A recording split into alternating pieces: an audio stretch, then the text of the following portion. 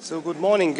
Today's meeting is very important, and it is very important momentum as well. We don't know exactly what was discussed and what will be the results between Witkoff and Putin negotiations, but we would like to hear, of course, from Ukraine Foreign Minister what is going on, what are their positions. But from our perspective, what we see is that Putin has not changed any goals. He is pushing more aggressively on the battlefield. It's pretty obvious that he doesn't want to have any kind of peace, and that's why the way to put more restrictions to Ukraine is the wrong way. Actually, we must put more pressure on Russia. We have been pretty successful about the sanctions and as well the Shadow Fleet and many other aspects, but we must do more, and we can do more. And there cannot be anything discussed and agreed about Ukraine without Ukraine, but also there cannot be anything decided and agreed about NATO and Europe without NATO and Europe. And this is exactly what we are going to discuss today. So what can we do more? Very concrete things. To put pressure on Russia much more. I do hope that Ursula von der Leyen will share today the legal papers about how can we use the Russian frozen assets. Because this is a leverage that Europe has. No one else can use them. And the principle that aggressor must pay is there. And I do hope that this legal paper will be put on the table today and Europe can decide. Because if Europe wants to be recognized in this process, where we design actually the European security architecture, we must make decisions. It's not only about the sanctions. We prepare the next sanction package. But this is about Russian frozen assets. And we need to give the guarantee for Ukraine that funds will be there. And our taxpayers will not pay more, but Russia will pay more. So this is now the most important thing. The second thing is about how can we support Ukraine more. And today we're going to discuss as well the PURL mechanism. Estonia, together with the Nordic Baltic states, decided to participate in PURL mechanism as well with 500 million euros worth military support to Ukraine. It must continue. All the others should as well to put more support in. But also we must move forward with the security guarantees to Ukraine. If the just and lasting peace coming, if there will be momentum of the ceasefire, which actually Ukraine is asking, and Putin can actually offer it very quickly if he wants to have it, though we must give Ukraine security guarantees which are working, which are not just written on the paper. So, of course, Estonian position is clear that Ukraine position and future will be in NATO, but probably it doesn't happen right now. Though we must decide as a coalition of the willing, together with US, to give the security guarantees, what means that Europe must put the skin in the game. It means the boots in the ground, if there is need for that. Estonian government already in March this year decided that if there is a need, and this with the formation of the coalition of the willing security guarantees, boots on the ground, we will participate. Even we are the neighboring country and a small country to Russia. And we are the front line of the east to NATO. But we must understand that if we can keep the peace in Ukraine, then we are securing Europe as well. And of course, as I mentioned before, Russia will remain the long-term threat. We're going to decide and discuss today as well about what NATO can do more. As you know, we have lots of different hybrid attacks. We have lots of different actions which Russia is organizing in Europe. Estonia was under heavy violation of the airspace in 19th of September this year. And we have called as well 2 NATO missions. One is Eastern Sentry and the second is the Baltic Sentry. And we need to increase as well the capabilities on the eastern flank. The latest news, not only from the Baltic states and Poland, but also in the middle of Europe, they are really deeply concerning because Russia is pushing more and using the secret services and attacking our people, our assets. So this is not a joke anymore. Russia is an aggressive country, and NATO must be prepared for that as well. So thank you very much. Preemptive measure. Yeah. Ready to go at war against Europe if necessary. What do you make of such comments?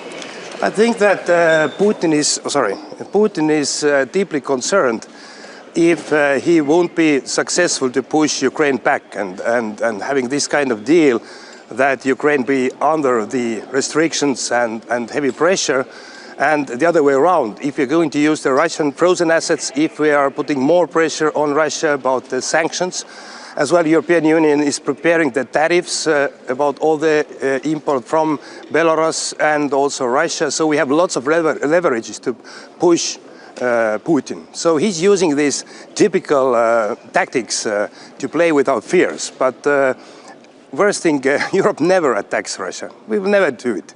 NATO never attacks nobody. So this is just playing with our minds and putting you as well, asking the question from me. But I think that we don't need to take it seriously. Minister, how would you comment on corruption scandals in Ukraine? Any kind of corruption is a bad thing. As you know, Estonia is on the top in the world about anti-corruption positions. But good thing is that Ukraine institutions actually dealing with that. Everything is public, and as well President Zelensky has made very tough decisions about these persons who are connected to that. But let's see what is behind that. Minister, how can you make sure that the US is seriously taking European interests into account in the peace negotiations? Europe must put a leg on the ground. We must actually decide what we are going to do in Europe. Putin cannot decide over us. And as well, US cannot make decisions instead of us. So just one very precise example is about Russian frozen assets. We are talking about more than 200 billion euros what are in Europe. So this package, what I do hope that will be decided very soon, will be like 140, 160 billion euros. And this is something that Europe actually putting itself around the table to negotiate what kind of deal will be in the future.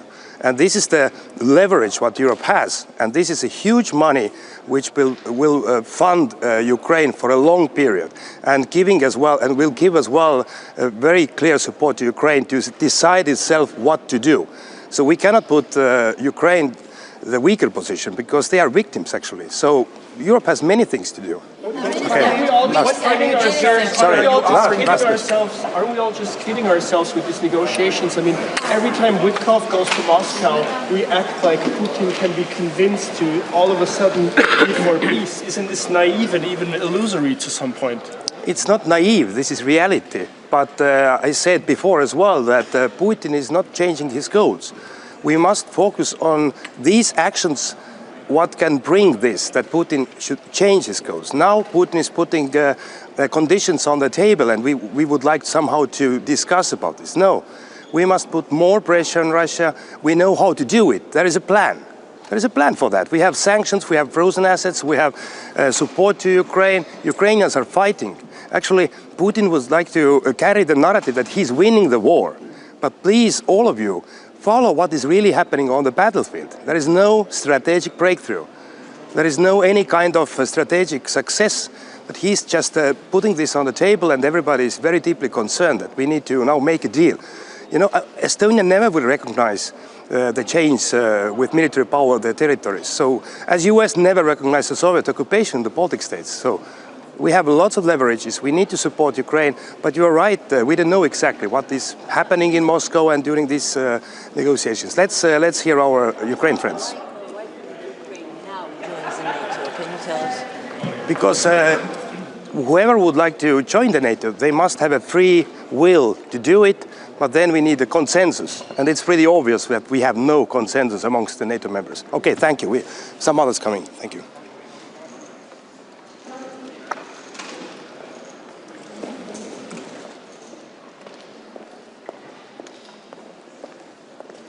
Good morning. I'm Latvia's Foreign Minister Baiba Braže, and we are ready for a day of hard work.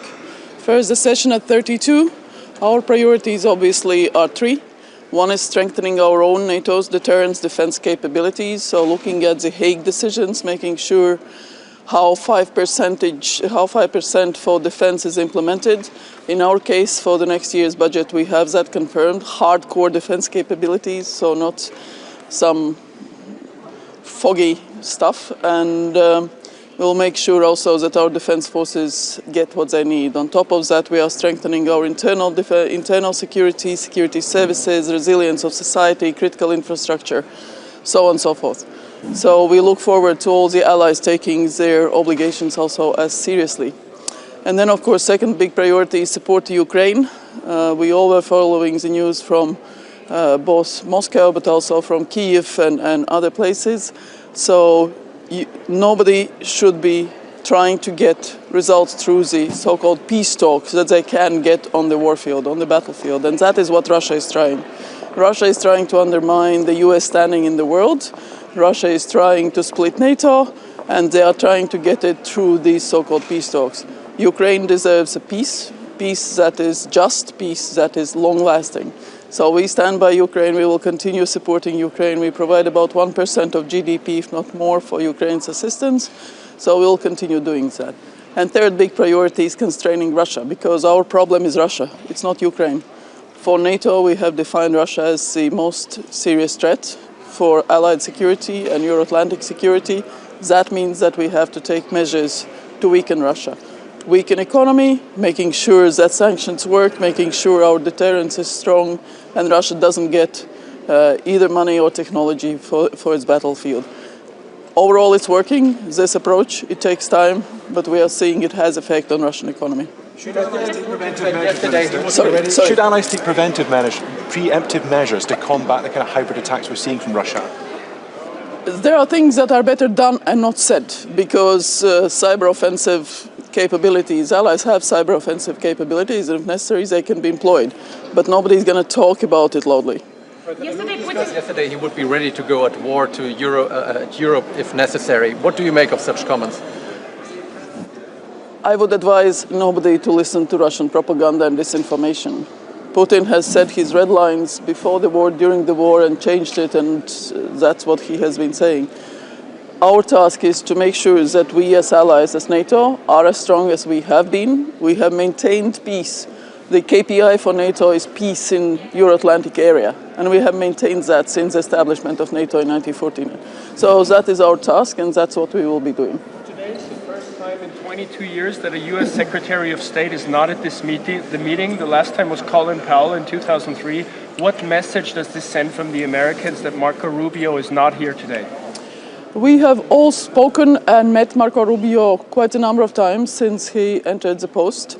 So he obviously is very busy with the peace talks and with all the other events. Let's not forget he's also National Security Advisor and doing other things. So we will have Christoph Landau here, and we look to a constructive engagement with him. Minister, what are NATO's red lines in the peace negotiations? Can you name some? NATO is not a party to peace negotiations. It's between Russia and Ukraine. And of course, it's facilitated by the US, and we welcome President Trump's efforts to achieve this peace. So, do you trust the US in this negotiation? Do you once trust again, the US? Yes, I trust the US. There were rumors that Woodcock might stop by in Brussels today. I cannot comment on rumors. I'm sorry. Should you have a greater role, though? These talks seem to be between... How would you comment on corruption cases in Ukraine? That shows that Ukraine does have independent anti-corruption agencies, that it's working, and President Zelensky has made a very strong, decisive move to distance himself from all types of rumors. So we welcome this. Unlike in some other countries, it's working. It's working. It's a democracy with strong institutions. I thank you.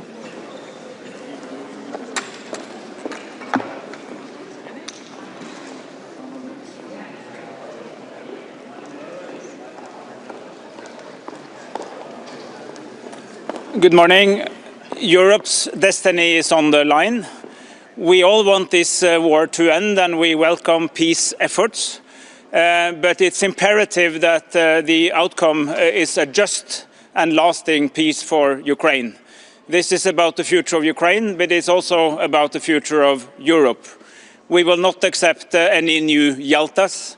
we need to remember the broader picture of European security architecture also after this war, because every war ends, but after every war there is a post-war era that tends to last much longer than the war, and that will be shaped not only after, but also in the final stages of this war. That's why Ukraine needs to stay strong, and we, the allies in the largest and most successful military alliance in the history, needs to stay firm, and we need to stay committed, and we need to stay united behind the efforts to ensure that the ensuing peace will be lasting and fair, just for the Ukrainians. And for that reason, Norway today will announce an additional $500 million for Pearl programs, distributed in 2 packages, one together with Germany and Poland, and one together with Germany and the Netherlands, because this is really a moment to ramp up support for Ukraine. They need to be able to negotiate from a position of strength. And it's also important that we already now remember that when this war eventually ends, Ukraine needs to be capable and able to defend itself against any return of hostilities. And this is a shared commitment, and this will be the key purpose of today's conversations in the NAC meeting, but of course also in the meeting with Ukraine in the NATO-Ukraine Council. I would also add that we appreciate that there is now a good development in NATO on discussions around Arctic security. All the 7 Arctic states in NATO are working closely on developing better concepts and better practices for defending the high north. And I remind you that 7 out of 8 Arctic nations are in NATO. The 8th is, of course, Russia. So this is part of the broader game. We also all strive to live up to the commitments we came out of the Hague meeting with, and I think this will also be an essential part of our conversation today at the NAC. And Norway, with so many others, will underline that these commitments are for real. They are serious, and they are also related to the need to be very clear of what is the defining challenge and defining threat for NATO, which is the developments in Russia, which will still be there when the war in Ukraine hopefully is over one day in a just and fair manner. Thank you for the attention. Eventually back the release of the frozen Russian assets? So this is a conversation that is ongoing in the European Union. We follow that closely, but we will see what the EU concludes with, and then we will take it from there. We have no other comments at this time. Yesterday, President Putin was threatening Europe with war again. What is the reason behind these statements now, and what do you think of that? Well, if you want Putin's reasoning, you need to ask him. NATO doesn't want war with anybody, but we have been prepared for 76 years. In the 76 years of NATO's existence, no other state has ever attacked a NATO country, and that is because we are always prepared to defend ourselves in the strongest military alliance in history. So I would advise against, but I can assure you that nobody here is seeking a war with Russia, but we are always prepared to defend our territory and our citizens with extremely capable force. Involvement of European side during these negotiations. How important is for you and for your country? It's absolutely imperative. This is a war in Europe, as we keep saying. Nothing about Ukraine without Ukraine, but nothing about Europe without Europe, because this war happens in our continent. It's the first interstate war for 80 years on our own continent, and the outcome of this war will shape the new post-war era of Europe will be the post-Ukraine war era, and of course Europe has to be part in defining that. One last question. But how sure are you that the US is taking European interests into account seriously? Well, this is exactly why we are here in NATO with the United States, with our allies, to make sure that we stand committed, firm and united, because this is in our shared transatlantic interest. It's in the interest of us Europeans, and it's in the interest of our North American friends, Canada and the United States, to stay united in a world that is increasingly challenging. This is a continuous conversation, but I'm optimistic that this meeting will contribute in a good direction. Thank you.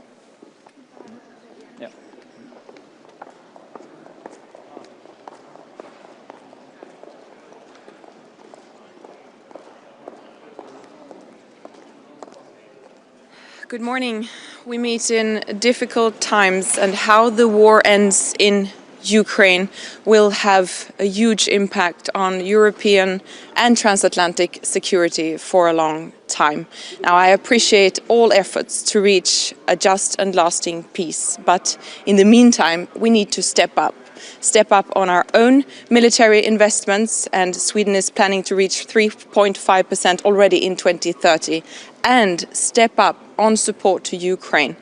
The Nordic countries provide 1/3 of all military support provided by NATO countries this year to Ukraine. Now, this says a lot about our 5 countries with only less than 30 million people, but it also says a lot about what other countries could do. And if we don't do this now, then it will cost us a lot more in the future.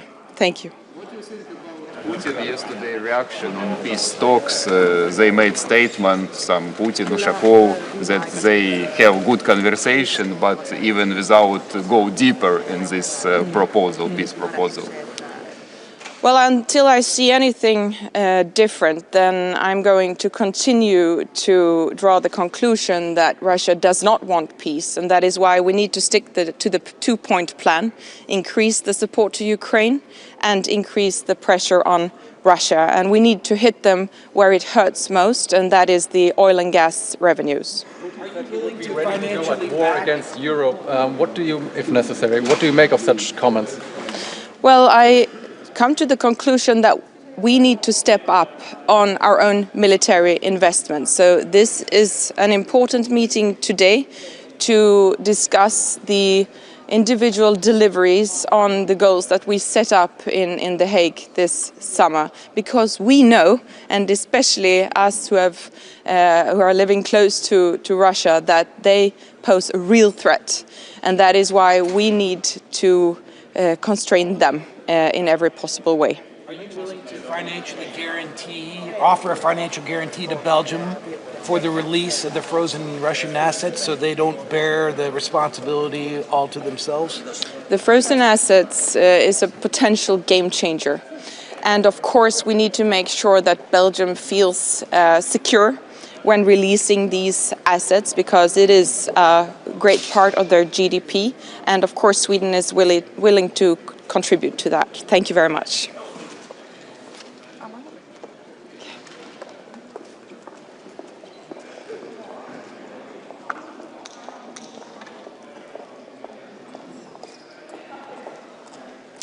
Good morning. Finland supports all efforts towards constructive, lasting and a just peace for Ukraine. And also we are here to bolster the transatlantic alliance, which has never been stronger. We are living up to the commitments set forth in the summit of last summer in The Hague. And obviously a major discussion point today will also be the peace talks. Now, there can't be a lasting and sustainable peace if the evil persists. On the very contrary, we have to make sure that the good guys are able to build a sovereign country based on liberty, on freedom, on transparency and full democracy, which the Ukrainian people deserve. And we are here to support them.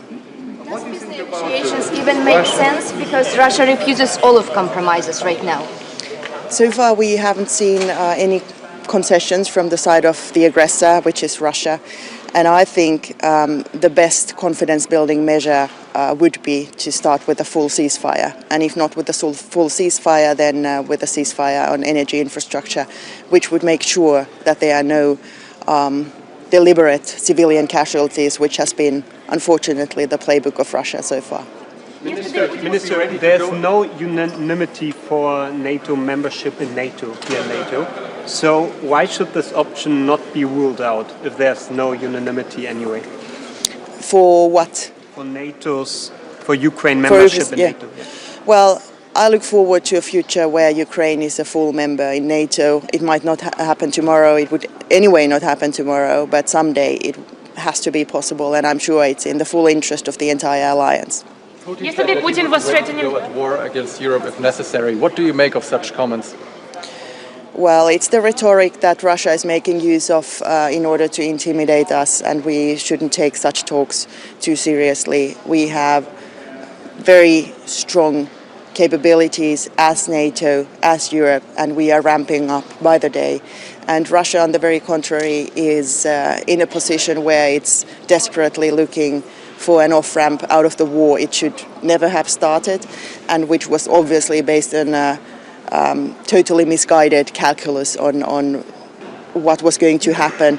The Ukrainians have been brave enough to resist the evil for 4 years now, and even longer if we start with the illegal annexation of Crimea. Ukraine has all the possibilities to really, have a future which is based on not only the freedom but also the full sovereignty which it deserves. Considering out these peace talks, but Estonian Secretary Rubio is not even here today. I'm so glad that Secretary Rubio is involved in these peace talks. I think his efforts together with the American team have been extremely constructive, and we have American presence here, and we are able to discuss as the alliance also with the deputy. Considering the frozen Russian assets in Belgium, is Finland willing to offer a financial guarantee to Belgium so they don't bear the burden if this decision is reached? It's very important that we find a solution to making use of the frozen assets for the victim of this war, and at the end of the day for the victory of humanity. Seems to have been offered the possibility that Witkoff would stop by in Brussels on his way back from Moscow. Do you know anything about that, and would you welcome such a step? I spoke with my colleague Andrei Zubia last night, and he was confident that in some shape or form we will be briefed also here in Europe, and he will himself be coming over, and I'm looking forward to those discussions as well. But apparently they haven't been able to reach massive consensus last night in Moscow. Have you seen the statement of Russian officials after yesterday's negotiation, and what do you think about this statement? Well, it looks like Russia is not willing to make any compromise, and they still are looking to achieve the full goals which they started to go after with this full-scale invasion in the first place, which was full subjugation of Ukraine. So therefore it is so important that any peace deal will recognize that not only needs the killing stop, and we would hope for the killing to stop today in the form of a ceasefire, but there also need to be terms which make Ukraine strong enough to in the future resist any not only invasion on the military side, but also any political interference which is fully in the Russian playbook to, make sure that their neighboring countries do not become a showcase for personal liberties, which is exactly what Putin wants to prevent in his own country. Thank you so very much.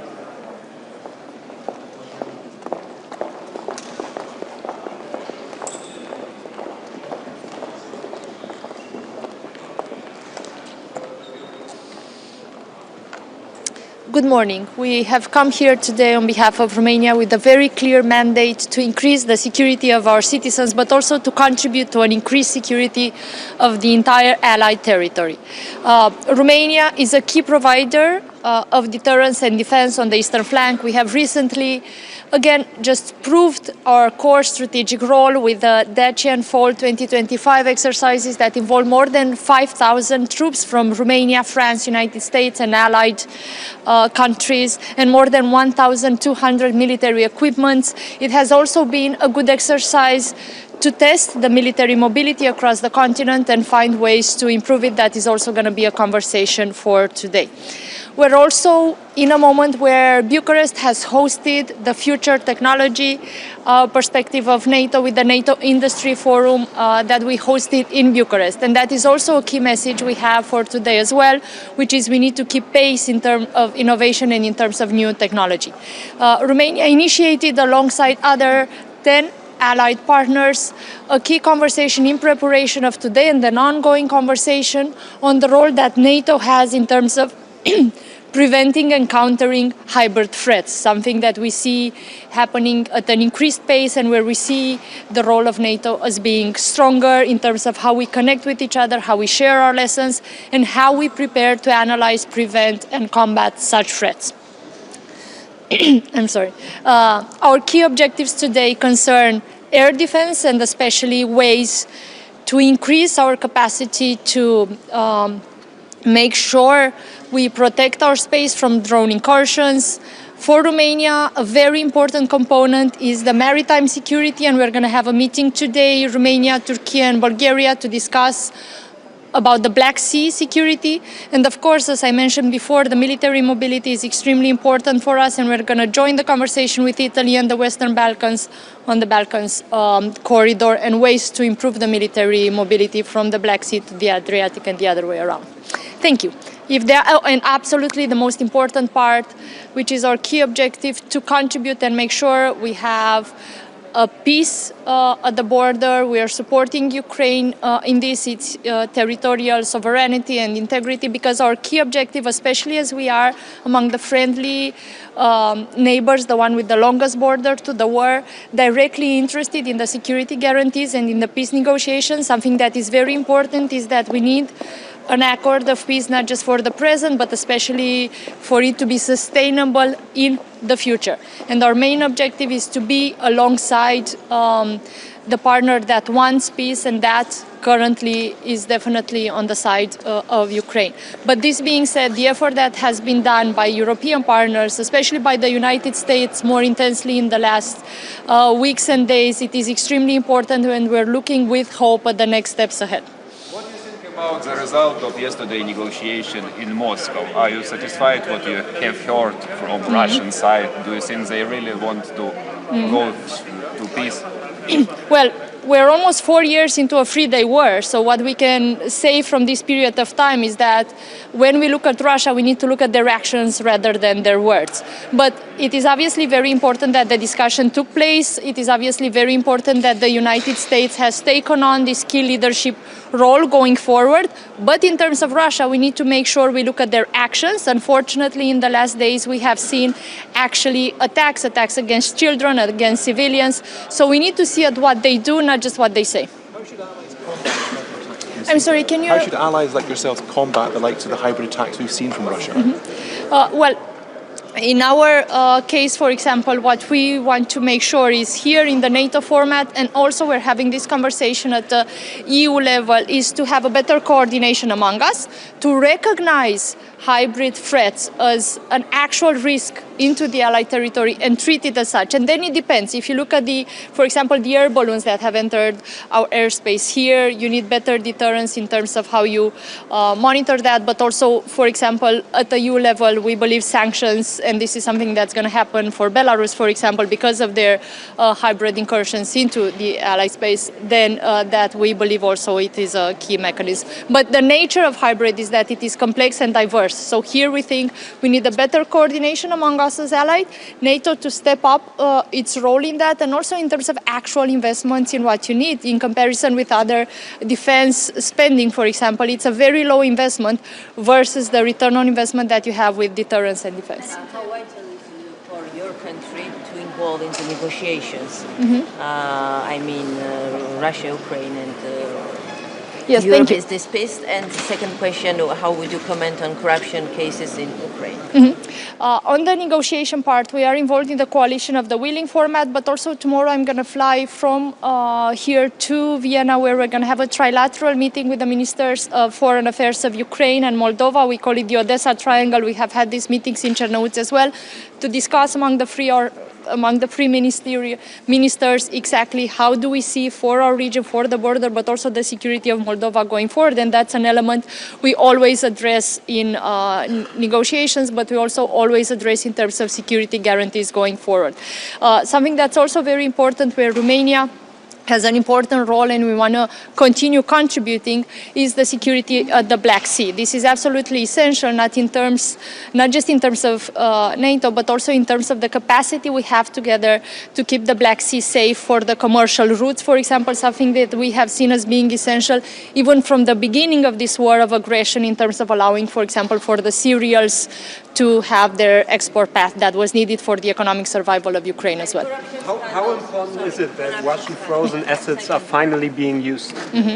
Okay, so not to shy away from the corruption question, it is obviously something that cannot continue to happen. We see Ukraine take the tough measures that are needed, and something that we need to be very clear about is that there is no place for corruption, especially that when we look at a lot of the investments, we look at the investment and financial resources that are gathered from other countries' citizens and contributions, but also especially that we have the Ukrainian citizens fighting a war every day, and obviously there in the Ukrainian society we don't see any tolerance towards corruption at all. But we see Ukraine and President Zelensky taking the necessary steps internally as well, but also to keep the external confidence that is needed in the negotiation process. Can you repeat the question, please? Frozen assets, how important is it that they are finally being used and that it might be announced today how the legal framework looks like? It makes sense that we have the aggressor pay as well, and that we increase the pressure also on Russia with every instrument that we have. So it's not just about financing the future steps, that is something very important as well, but it's also about increasing the pressure. And here, obviously, when we speak about the frozen assets, we need to speak also about a shared responsibility among the countries that want to contribute in terms of guarantees. Thank you.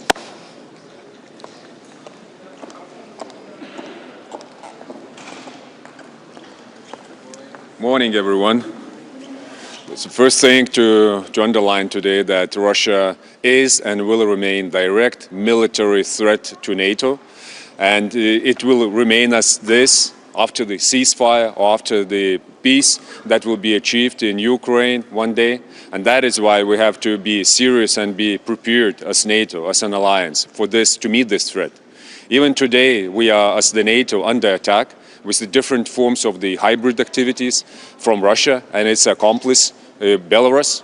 That is the GPS jamming and spoofing. These are meteorological balloons that are now interrupting our civil aviation and make the real danger to our critical infrastructure. We have to address it. We have to address it with the strong and resolved measures to increase our air defense and also the awareness of what is happening in a very neighborhood of ours. Our decisions that we made in the Hague Summit have to be implemented fast and faster than we pledged, faster than 2035, and Lithuania in this leads by example. So this year we have the 4% of our GDP spending on defense. Next year we will have 5.4% of our GDP dedicated for the defense.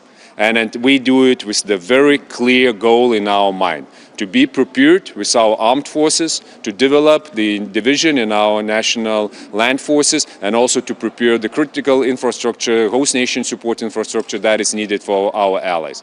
This is our approach. And I'm really here today hoping to hear the same from our allies, from the countries around the table, that they are doing also the same. Speed up with the defense spending. This is very much needed, because otherwise we will be tested with what we have committed, and we want to avoid this.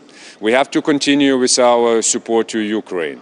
What changed during this half a year from the last foreign ministerial meeting till today, we see that Europe mobilized and collected itself and had provided more resources that are needed to Ukraine with the Pearl mechanism. We see that United States are engaged in the process. They put the diplomatic efforts to achieve the long-lasting peace. What hasn't changed during this half a year, that was Russia's position.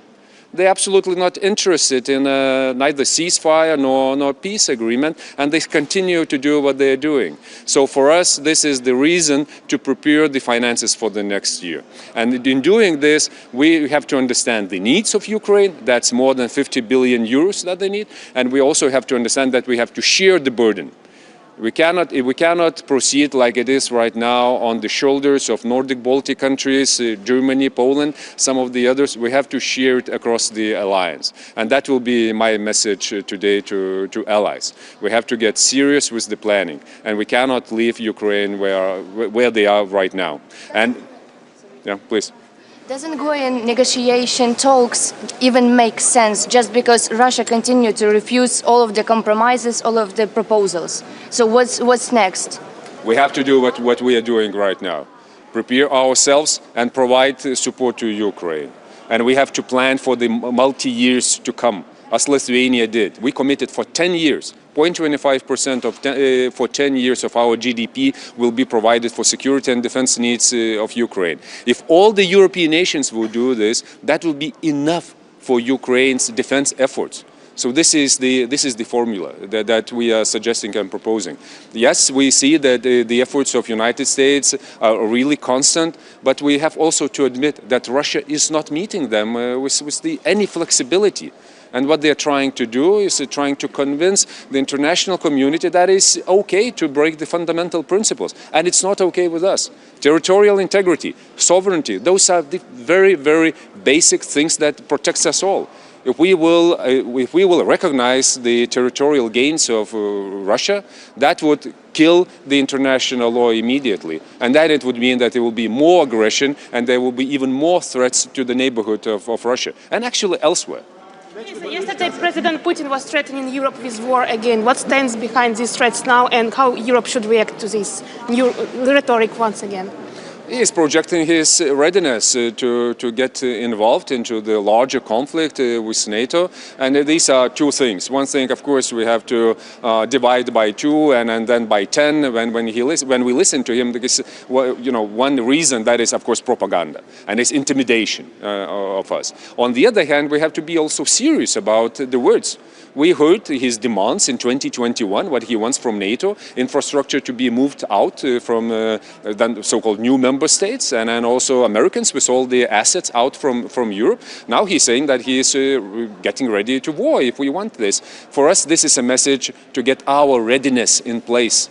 So it's not only capabilities, but it's also readiness, if it is needed to do it even today. So that would be very good, another reason to discuss where we are, what concerns NATO capability targets today in our discussion. I wouldn't fall into this trap. How important is it that the US will consult with European allies in peace negotiations? And do you have the impression that this is being actually done enough? Europeans has to be at the table when we are talking European security. That is absolutely principal thing. And we cannot discuss the future of the European security architecture without Europe. Of course, we know what Russia would love to see as the European security structure, but that would be against our basic security interests. We have to be at the table, because this is our say. And at the end of the day, we are putting a lot of money into it and a lot of political efforts. Thank you.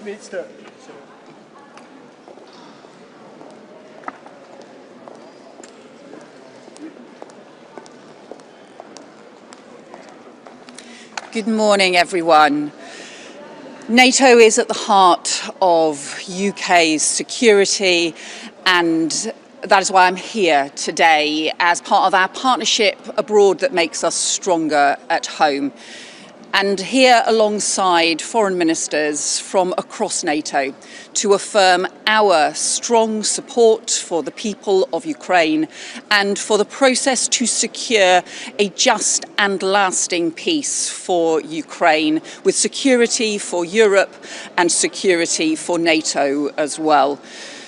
We have seen in recent days President Trump and the US pursue a just and lasting peace for Ukraine and for the Ukrainian people, and for President Zelensky to pursue their willingness for a ceasefire and for a just and lasting peace for Ukraine. But instead, what we have seen is President Putin simply seek to escalate war, and we've seen over the weekend the continuing strikes, the heavy strikes that have led to power being switched off for hundreds of thousands of people. And that is why today I'm announcing the UK's additional £10 million to support energy infrastructure repairs in Ukraine, because whilst President Putin is seeking to switch the lights off and plunge Ukraine into darkness, we will continue to work to switch the lights back on.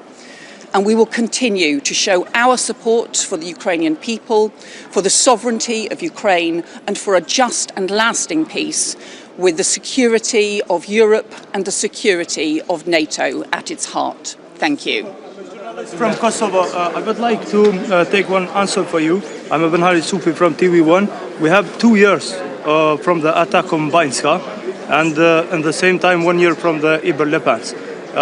What is your answer for this? And what is your message to Vučić? Because the Milan Radicic is not arrested. He's still now free in the Belgrade. So the talks that we will have today, the discussions we'll have today, are all very clear that we've seen two presidents are seeking peace, President Trump and President Zelensky. But so far all we have seen from President Putin is an attempt to escalate war.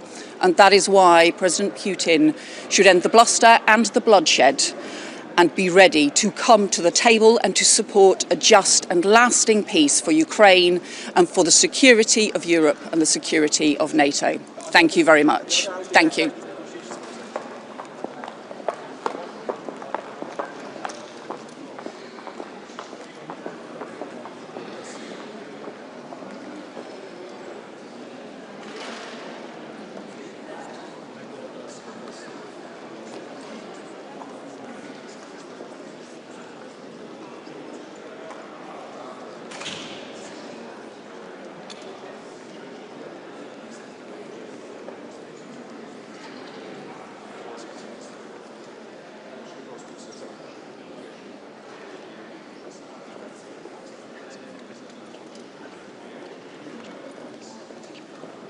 Good morning, all of you. It's early hour. Looking forward today to host the foreign ministers of NATO. Of course, we'll be discussing the historic The Hague summit and to make sure that we implement all the decisions when it comes to someone's phone is ringing. And so to discuss the implementation of that summit, particularly when it comes to defense spending, ramping up to 5% on a credible path. Defense industrial production, we have to do much more. We are doing better, but still a lot to be done. And of course, keeping Ukraine as strong as possible in the fight today, but also to be in the strongest possible position when peace talks really start to happen in a way where this could lead to a result. And then we will also have the NATO-Ukraine Council later today, the lunch, with Andriy Sybiha, the foreign minister, and Kaja Kallas, the EU High Representative, there discussing, again, Ukraine. How do we make sure that Ukraine stays as strong as possible? The peace talks are ongoing, that's good, but at the same time we have to make sure that whilst they take place, and we are not sure when they will end, that Ukraine is in the strongest possible position to keep the fight going, to fight back against the Russians, but also in the strongest possible position when peace talks really get to a point where they sit at the table.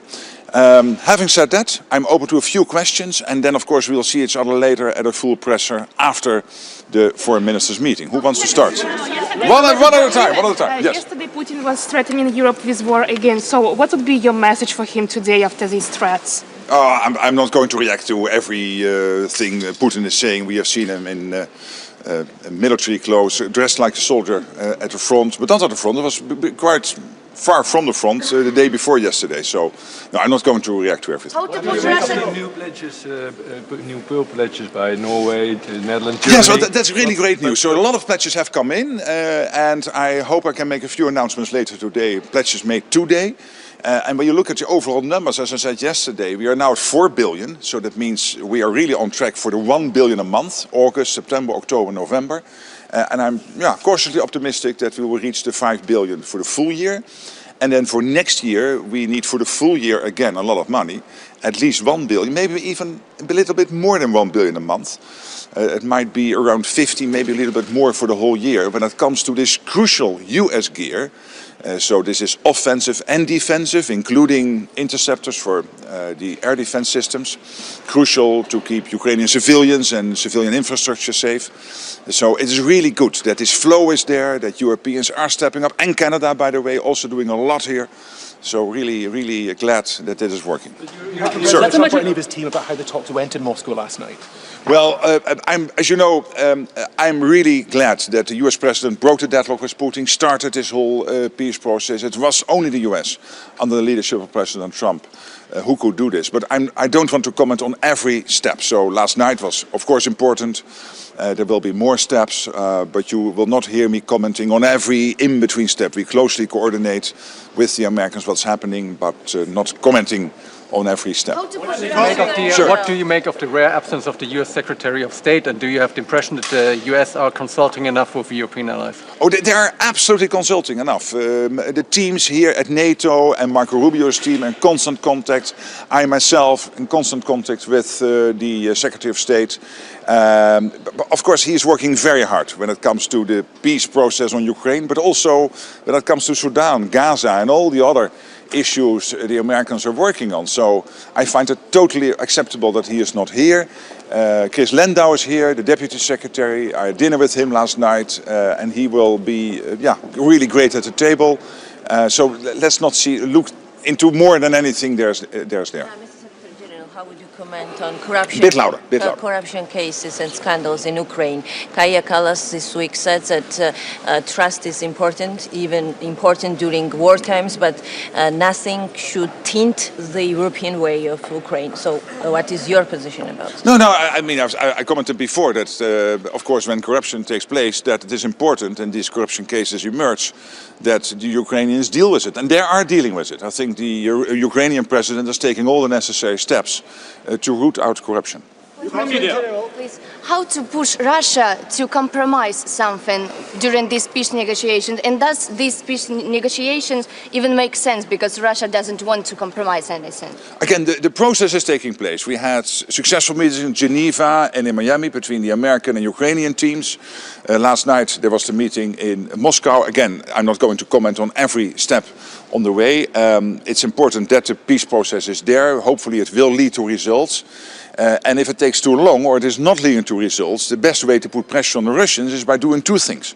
One is making sure that the Russians understand that the weapon flow into Ukraine will keep on going. That's exactly what's happening today, thanks to the US, thanks to the Europeans. US sending its crucial gear to Ukraine, paid for by Canada and European allies, but also Europe and Canada doing a lot bilaterally. And secondly, making sure that the economic sanctions bite, that they are effective. That's also exactly what is happening. The US and Europe working in conjunction to have the maximum impact through sanctions on the Russian economy. That's the best way to change Putin's calculus. And in the meantime, of course, we hope that this will end sooner than later, because as the President of the United States has said, the meat grinder has got to stop, and I agree fully with him. Final question then. Talking about financing and supporting Ukraine, how important are the Russian frozen assets in context to keep this weapon flow you were talking about going? Yeah, but what's important is that the weapon flow and all the other support keeps on flowing, including the Danish-Lithuanian initiative of investing in the defense industrial base in Ukraine, including the Czech ammunition initiative, including all the bilateral support going into Ukraine. I commend what the Irish have announced yesterday, so I think this is all important. Of course, Ireland not in NATO, but still supporting Ukraine. Of course, the way to fund it is a debate, and I'm not going into that because this is really up to the EU. And I know the European Union is working hard at solving that issue. So thank you so much, and we'll meet again after all the meetings. Thanks.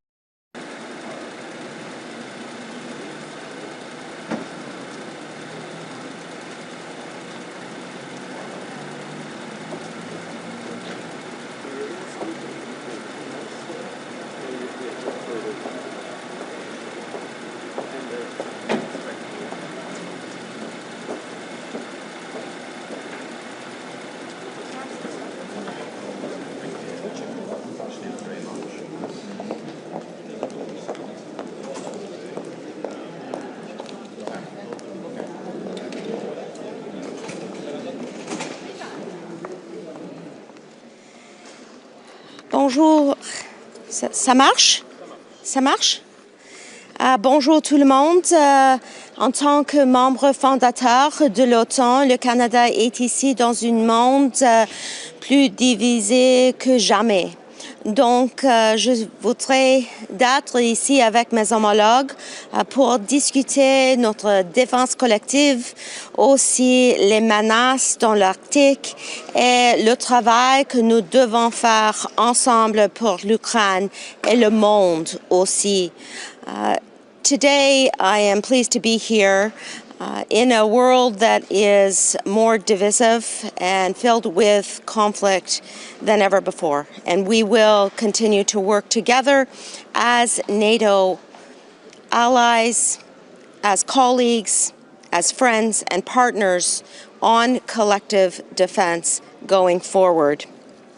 As we continue to see horrific images of Ukrainian families and children being killed on the battlefield and in cities and towns across Ukraine, Canada stands firmly, shoulder to shoulder with Ukraine in the short and the long term. That is why today I am here to make two announcements. First, I am pleased to announce that Canada, alongside several allies, will purchase a package of military capabilities under the Pearl program. This is the NATO vehicle for military support for Ukraine. Canada's contribution to the purchase of this Pearl package will be $200 million, bringing Canada's total contribution to $890 million over the past 6 months. Second, I am announcing that Canada is committing $35 million in security support through the NATO Comprehensive Assistance Package Fund. This brings Canada's contribution to the cap to a total of $180 million. And in particular, that funding is going to support the purchase of resources such as fuel, medical supplies, communications equipment, gear, services, and more. With that, my friends, those two major announcements for support for Ukraine as we go into the winter months, I would like to conclude by saying que le Canada est ici dans le court et le long terme pour l'Ukraine. Nous sommes là pour les règles internationales et aussi pour la démocratie, pas seulement pour l'Ukraine, mais pour le monde entier. Merci et je voudrais recevoir vos questions. Are there other allies being left out of the negotiations the US is having? It seems like it's between US and Russia, US and Ukraine, but not the other allies. I mean, Marco Rubio's not even here today. We are continuing to receive updates, and I expect to be speaking with Secretary Rubio as well. We know that the United States is represented here, and it is important, of course, for Ukraine to be part of the discussions as well. I believe that Andrei Sybiha will be briefed, and he's my counterpart, and I'm sure that President Zelensky will also be part of this. Nobody wants peace more than the Ukrainian people themselves, especially since they have been the victims of an unjustifiable and illegal war now for almost 4 years. We need to do whatever possible to support the peace efforts, to support a potential ceasefire, and then to be there for Ukraine in the reconstruction and the replenishment of infrastructure and support for the Ukrainian people. Minister, what should be some of NATO's red lines when it comes to mentions of the alliance within a peace plan with Ukraine? We know that the NATO alliance was mentioned in the 28-point peace plan. The key there is to ensure that conversations about NATO membership rest with NATO itself. And in particular, Canada has long supported the open accession process for NATO membership, and we continue to support Ukraine's path towards that end through the NATO process, of course. And so we very much welcome that conversation, but it is a conversation for NATO and NATO members to have within the NATO process. Merci beaucoup, mes amis.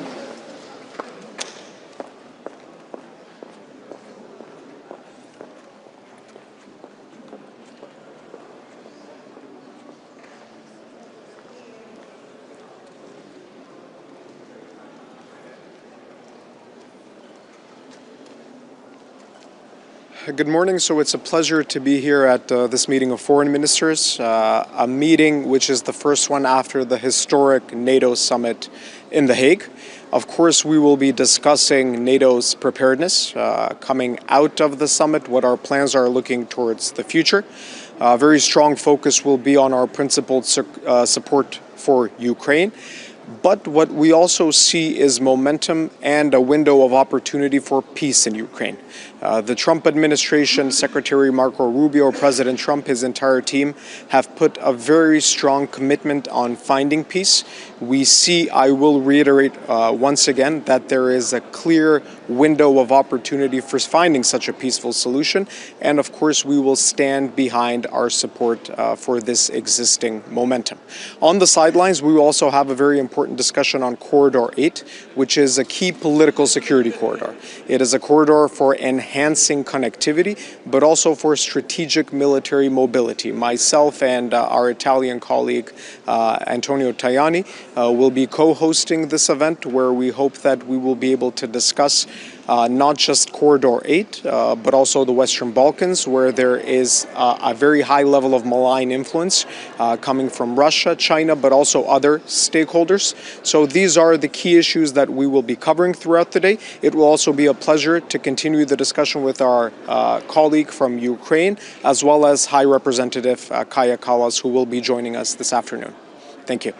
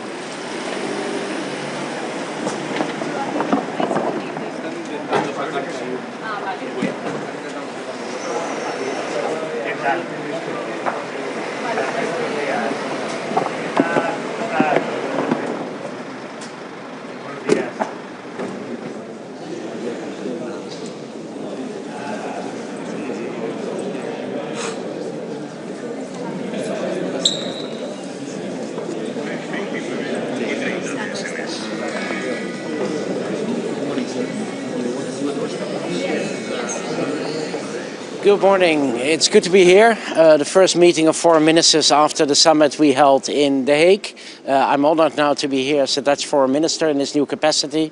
And at a crucial point in time, of course, with the ongoing talks in Moscow, the need to ramp up our support to Ukraine, which we will do. We will announce an extra Pearl package of 250 million euros today, but also necessary to continue our journey towards a 5% defense spending. So good to be here. He would be ready to go at war against Europe if necessary. What do you make of such comments? Well, horrible comments, of course. Let's hope that doesn't materialize, but let's take this as a serious warning that increasing our defense spending is not something we do for show. It's necessary in the neighborhood that we are in here in Europe. Minister, how you want to make sure that the US is taking Europe's interests into account? Well, I think they do. And I think that what we've seen over the past 2 weeks is a testimony of that. We started out with a 28-point plan. And now, after consultations with Europeans, with Ukraine, this plan has altered. And that what has been put before Putin is a totally different plan, taking into account the European and Ukrainian interests. Some of the hybrid attacks we've been seeing from Russia. Do you think you should be taking preemptive action against these? Well, what we should do is make sure that we are resilient against these kind of attacks. We will see more of them, I'm afraid. This is a sign of our times. This is the way Russia operates. So whether it's sabotaging train tracks, whether it's sending drones in, disinformation, we will see all kinds of these hybrid attacks. The best way to prevent these is to be immune to them by having a great defense, by having great awareness amongst our population, being resilient to Russian disinformation, and reacting quickly once they do something, so we deter from future attacks. What security guarantees will stop Putin from attacking Ukraine in case of any peace deal? And what should be a contribution of both Europe and the US? Well, with any deal we make with Putin, it's good to trust, but it's much better to verify. So we need a strong Ukraine. We need an independent Ukraine that has a strong armed forces able to defend itself and deter any future attacks, but also solid guarantees from allies, the US, but also European allies. Concerning the frozen Russian assets in Belgium, is the Netherlands willing to give Belgium some sort of financial backing for these funds to be released? Well, we're willing. I mean, these funds are really, really important. We need to support the Ukrainian economy. Otherwise, they will have a very tough time next year. These assets are crucial, and we understand the Belgian concerns, and we are willing to at least make sure that they are not alone in this, should this go sour, and should there be any financial consequences. So, yes. Why is the absence of your Secretary of State not a clear sign that the United States are caring less about European allies? Well, there's a lot going on in the world at the moment. I mean, we discussed the peace talks in Moscow. We have a peace plan for Gaza that requires a lot of attention in order to move to the next phase. There are tensions in the Caribbean around Venezuela. So I understand that Secretary Rubio at the moment is needed in Washington more than he is needed here at the foreign ministers' meeting. That the frozen Russian assets won't be used by the US and Russia like it was deemed in the first 28-point plan?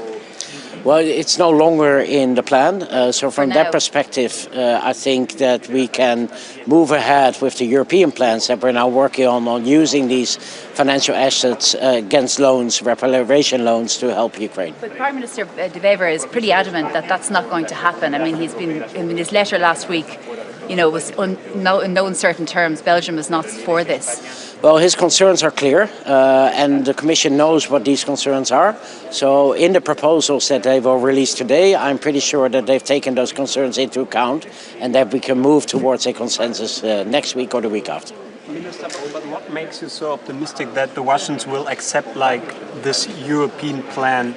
Because in the past, the Russians never stepped back from their maximum demands. Well, the reason they're coming to the table, I believe, is because there is pressure on Russia, because they are struggling with their economy under sanctions pressure. So I think it's in Russia's interest to come to the table, to strike a deal, and to become part of the international community again. That's what we have to offer. But yes, that does require Russia to make concessions, because a Russian dictate will not lead to a lasting peace. Frozen assets. Last question. Yes. How concerned are you that the European Central Bank won't backstop the loan? Well, this is something we'll have to discuss. I think the Commission will come with their proposal today, and on the basis of that final proposal, we have to come to an agreement by the European Council in December. Thank you.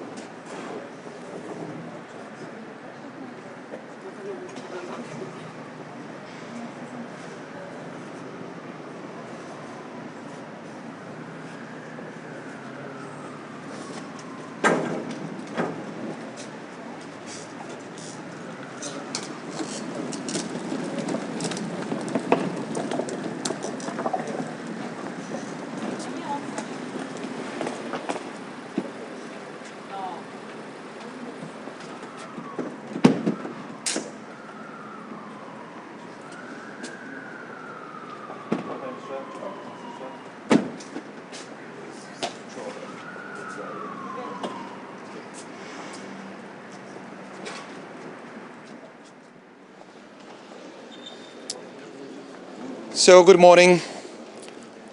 It is, of course, essential to address Ukraine's financial needs. There should be no mistake. Belgium fully supports this. There is no place for any doubt. but there are different options to do so. We have repeatedly said that we consider the option of the reparations loan the worst of all, as it is risky and has never been done before. Everyone can see how difficult it has been for months to find a robust solution to the proposed option. This explains why we keep on pleading for an alternative, namely the EU borrowing the amounts needed on the markets. It is a well-known, a robust and a well-established option with predictable parameters. The reparation loans scheme entails consequential economic, financial and legal risks. The letter of my Prime Minister outlined again clearly our concerns. In short, the necessary guarantees for Euroclear, full mutualization of the risks, and go beyond Euroclear and Belgium. These are legitimate and reasonable concerns. Our door has always remained open and still is. However, we have the frustrating feeling of not having been heard. Our concerns are being downplayed.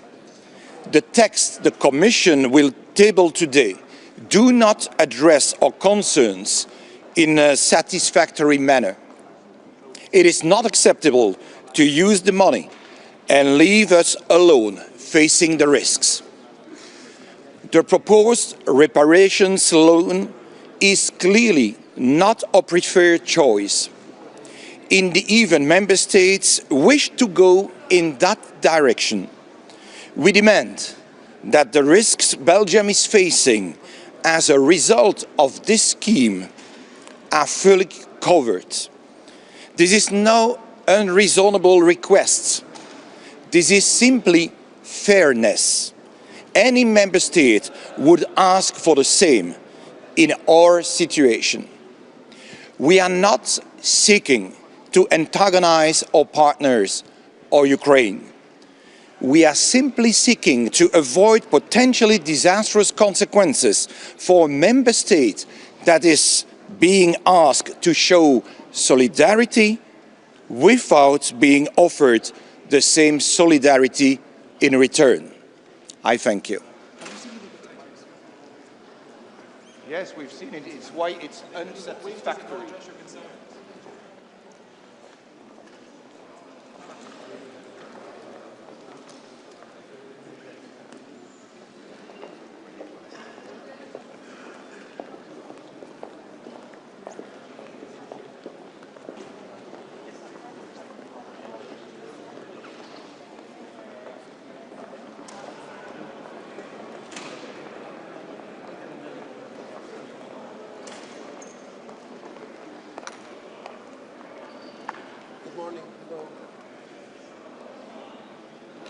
I will make a statement in Greek and then a brief statement in English.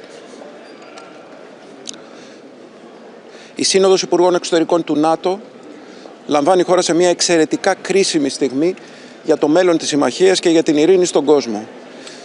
Θα πρέπει να διατηρήσουμε την ενότητα της συμμαχίας,